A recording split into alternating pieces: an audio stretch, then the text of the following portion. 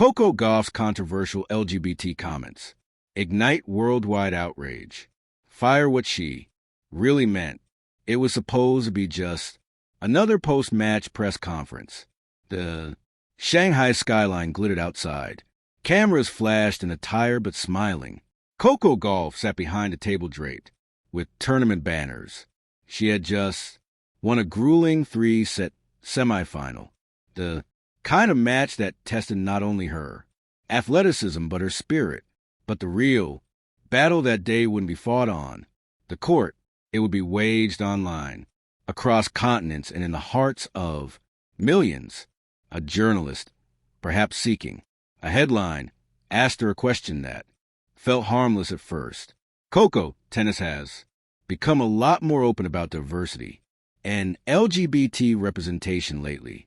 How do you feel about that visibility in the sport? Gauff leaned back, exhaled, and spoke slowly. Too slowly, perhaps. I respect everyone. I really do. But I think sometimes we focus too much on identity and we forget that tennis should be about talent and hard work. That's what should define us. A pause, then the sound of camera shutters, clicking like gunfire. Those few sentences intended as neutral, perhaps even unifying. We're about to become one of the most polarizing statements in sports history. The outrage erupts. Within minutes, the clip went viral. Major networks like BBC Sport, ESPN, and CNN picked it up while hashtags began trending globally. Hashtag Coco comments. Hashtag tennis for all. Hashtag Kukoffled. And the most brutal one of all, hashtag cancel. Twitter exploded with fury. Prominent LGBT athletes, activists, and celebrities voiced their disappointment. Russian star Daria Kosakina tweeted, "When people say stop focus on identity, they forget that for many of us being seen as survival." Billie Jean King, a pioneer of equality, posted, "Inclusion in sports isn't distraction, it's progress. Visibility changes lives." Coco's words clipped and replayed out of context were everywhere on talk shows, TikToks, and reaction videos. Within hours, her sponsors received angry emails demanding statements. The internet court was in full session, and Coco Gauff was his newest offendant, the player under siege. Back in her hotel room, Coco sat in silence. Her phone wouldn't stop buzzing. Messages from her agent, her coach, her parents, and friends asking if she was okay. She opened Twitter. The top post with a collage of her face with the caption, "Talent doesn't excuse intolerance." She scrolled to replies, thousands of them. Some defended her, saying her words were twisted. Others accused her of ignorance. "I didn't mean it that way," she whispered to herself. But the world wasn't listening. The WTA released a neutral statement reaffirming their commitment to inclusivity, but didn't mention her by name. Still, the implication was clear. She had crossed a line, even if unintentionally. The press conference revisited. The next day, Coco requested to speak again, not through social media, not via statement, but face-to-face with the same journalists. The room was tense. Cameras pointed like rifles. She wore no makeup, her eyes tired yet determined. "I've read everything," she began softly. "I know a lot of people were hurt by what I said. I want to take responsibility and explain what I really meant." The reporters leaned forward when I said, "Tennis should be about talent, not identity." I wasn't trying to erase anyone's experience. What I meant is I wish we live in a world where people didn't have to fight to be accepted for who they are. But I understand now that the fight is still happening and that my privilege being someone who doesn't have to think about that daily blinded me to how much representation still matters. There was silence. Some journalists nodded, Others still typed furiously, capturing every syllable. Her PR team had suggested she issue a short apology, but Coco wanted something real, unfiltered. I'm still learning. I'm young and I make mistakes, but I'll always listen and I'll always stand with anyone who's ever felt unseen. When she finished, applause quietly broke out among the reporters, the same press that had torn her down 2 days earlier now saw a young woman facing her storm. Heeding the global divide, the internet remained split. Some hailed her for taking accountability. Others dismissed her apology as damage control. Opinion columns flooded every platform.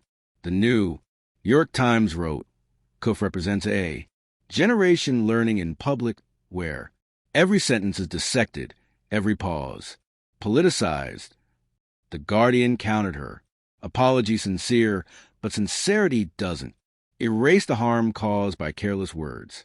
Meanwhile, fans rallied behind her.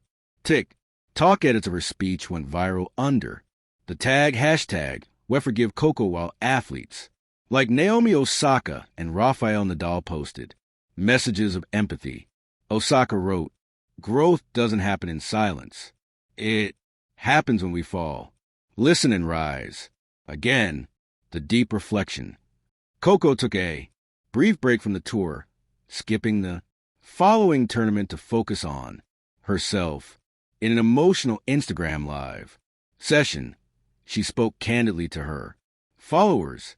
This whole experience taught me that being an ally isn't just about saying the right thing when people are watching. It's about educating yourself, listening, and understanding what others go through. I thought being neutral is safe, but neutrality can hurt. Sometimes silence is a side. Her words resonated far beyond tennis. Commentator began calling the Gauff awakening a rare example of humility and self-awareness. In a world obsessed with cancel culture, the return. 2 months later, Coco returned to the court at the U.S. Open. The stadium buzzed with anticipation. Would she be met with cheers or jeers? When she walked on Arthur Ashe Stadium, something extraordinary happened. The crowd stood and clapped. Not everyone, but enough to send a message. Forgiveness was possible. Throughout the tournament, she played with renewed purpose. Her forehand was sharper, her serves more precise. But it was her demeanor that had changed, the legacy of a lesson. By the end of 2026, Coco Gauff wasn't just a tennis star. She was a symbol of modern accountability. Not perfection, but evolution. Her once divided fan base united again. LGBT organizations praise her advocacy and transparency. Sports commentators marveled at how she had turned a PR disaster into a movement of empathy.